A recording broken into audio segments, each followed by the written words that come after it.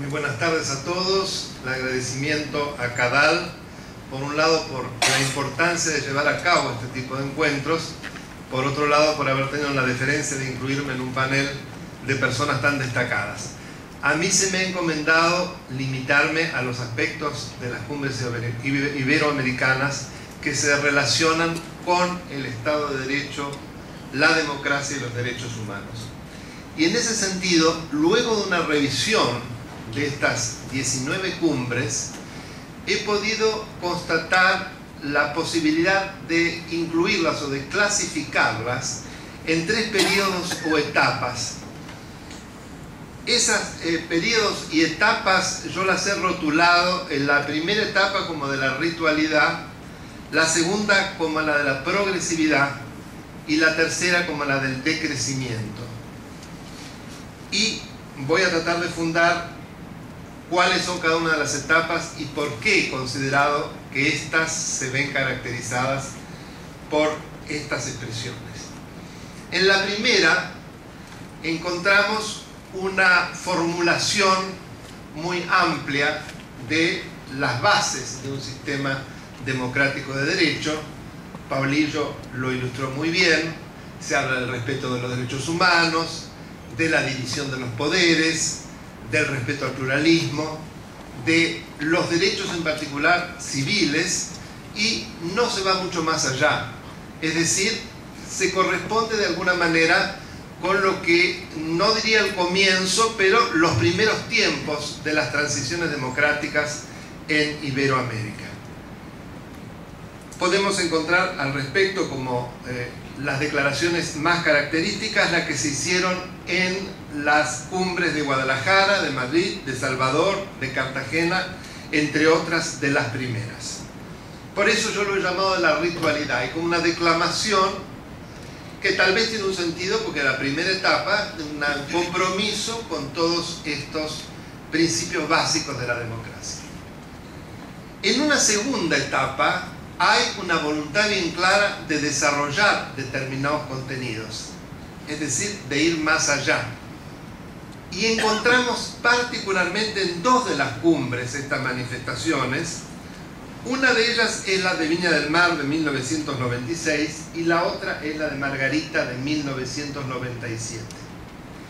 Son las únicas en las cuales en las declaraciones aparece un capítulo específico sobre esta temática y con un rótulo que pareciera condensar todo lo que después en sucesivos párrafos numerados se va detallando.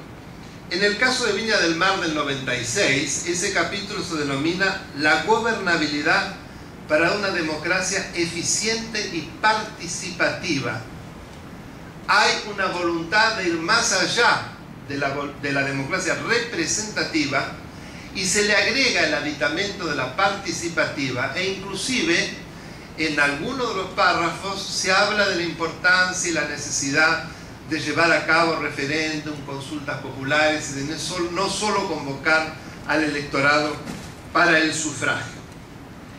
Asimismo se hace referencia a los partidos políticos prácticamente por la primera vez, y se señala en ese sentido lo que prácticamente todas las constituciones de las democracias en transición establecen, y que han tomado además de la Constitución Española de 1978, que es la existencia de partidos políticos como elementos fundamentales de la democracia.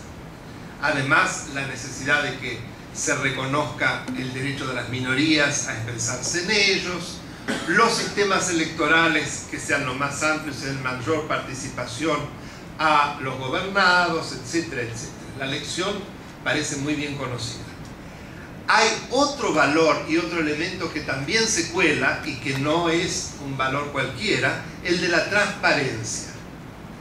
Creo que de alguna manera ya para aquel entonces habían estallado muchos escándalos de corrupción en nuestras democracias en transición. Y entonces pareciera, digo por lo que viene después, que se sintieron obligados a hablar del tema, y el compromiso en la lucha contra la corrupción, la necesidad de cumplir con el derecho internacional vinculado precisamente con combatir este flagelo, etcétera, etcétera, etcétera. Se agrega además al valor libertad el valor igualdad, que forma parte de un párrafo específico y que está muy desarrollado con los aditamentos más importantes que tienen los tratados internacionales en la materia, en especial contra la discriminación, etcétera, etcétera. Y hay todo un capítulo sobre derecho electoral.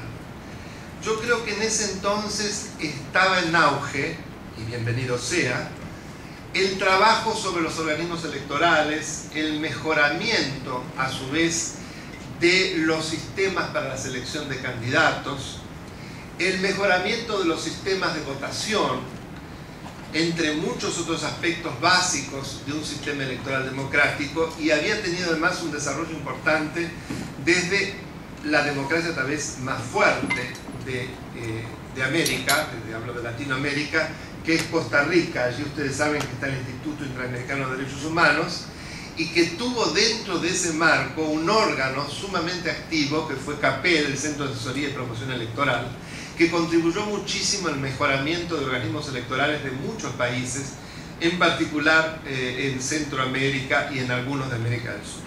Entonces eso aparece muy acentuado. Aparece también la idea de la responsabilidad de quienes ejercen funciones políticas y de la necesidad de la rendición de cuentas. Parece poesía. Es decir, hay una formulación dentro de ese rubro, gobernabilidad, exhaustivo. Y en Margarita también se incluye un capítulo donde aparecen muchos de estos conceptos, y ese capítulo a su vez se denomina, como nos dijera Paulillo, los valores éticos de la democracia. Y es allí donde precisamente, con muy buen criterio, por lo menos desde la declamación, se deja claro que la democracia no es solo una forma de gobierno, sino un estilo de vida, una forma consensuada de llegar a la toma de las decisiones y de respeto por aquellos que no piensan de la misma manera. Se habla a su vez del compromiso con la ética de los valores, y se introduce también en la sección 43 una exhaustiva exposición sobre la importancia de la libertad de expresión en la democracia. Llama la atención que se hayan esperado tantas cumbres para hablar de manera exhaustiva de la libertad de expresión. ¿Por qué digo esto? Porque la historia de la democracia y de las libertades públicas, en el primer sedimento, la primera capa hacia el logro de un gobierno plural y un sistema democrático genuino, lo primero que aparece es la libertad de expresión. Acá es curioso que con este énfasis recién aparezca en Margarita. Y luego, repito, sin acentuarlo, lo que nos dijera Paulillo, la conferencia de La Habana es como una suerte de mal chiste, porque efectivamente que en La Habana se haga una reunión iberoamericana y por lo menos no es un capítulo, empieza el decrecimiento, pero haya una cláusula como la que nos glosó Paulillo, donde se hace una suerte de engolamiento sobre todos los aditamentos y las maravillas de una democracia con sistema de división de poderes, etcétera, etcétera, lleva a la risa por no al llanto. La tercera etapa, y en realidad la más larga, es la de, a mi modo de ver, el decrecimiento. Primero, el decrecimiento en el número de contenidos vinculados con estos temas. Se acaban los capítulos. Ya no hay más un capítulo titulado, sino que en las siguientes conferencias hay, y yo he subrayado pero no quiero aburrir con citas, hay, es cierto, el desarrollo de algunas de estas ideas de manera menos exhaustiva, pero como poniendo el acento en particular el tema de la transparencia. Pero ya no es un capítulo, y da la impresión de que es como un sonsonete que se repite sin que haya un gran convencimiento de lo que se está diciendo.